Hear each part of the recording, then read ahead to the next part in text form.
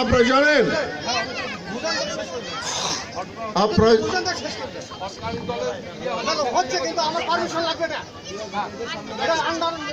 please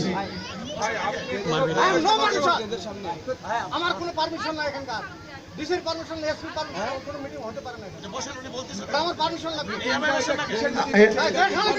এই বসো না প্লিজ প্লিজ ওনার জানেন না আচ্ছা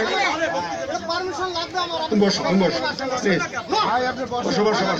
বসো বসো এই বসো না প্লিজ